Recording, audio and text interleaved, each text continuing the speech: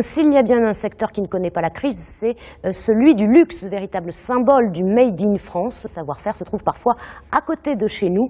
Illustration à ce nom, près de Bordeaux, dans cette société spécialisée dans la conception de malles haut de gamme. Sandrine Valero, Jean-Michel Lidvine. C'est parce qu'il est depuis toujours un amoureux de chaussures que Franck Tressens a imaginé un jour une malle de luxe pour les ranger.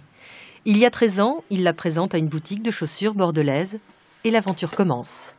Quelque temps après, il me rappelle, en me disant « Nous devons participer, c'était la maison Manfield, au salon du mariage à Bordeaux, est-ce que vous pourriez nous prêter votre malle ?»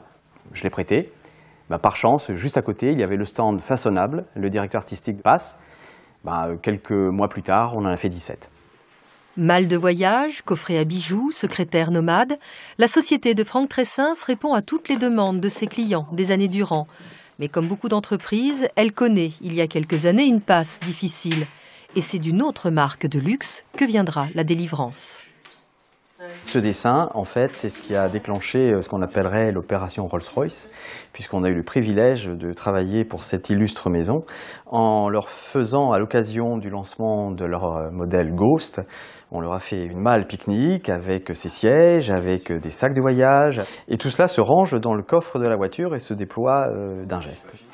Un savoir-faire qui séduit les plus grandes marques et les plus prestigieux clients, notamment étrangers. Le prince Hendrik du Danemark, propriétaire d'un vignoble en Cahors, a commandé plusieurs dizaines de mallettes afin de satisfaire le goût du beau de sa clientèle chinoise. La petite entreprise a su déjouer la crise et rêve aujourd'hui à d'autres marchés. Il y a un autre marché qui se développe de plus en plus et on essayerait bien de l'appréhender avec toujours le côté luxueux. J'aimerais beaucoup faire une petite malle à secret en m'associant avec une marque de lingerie féminine.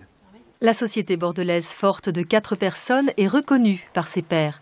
Elle vient d'obtenir le label d'entreprise de patrimoine vivant et son créateur le titre de maître artisan malletier d'art.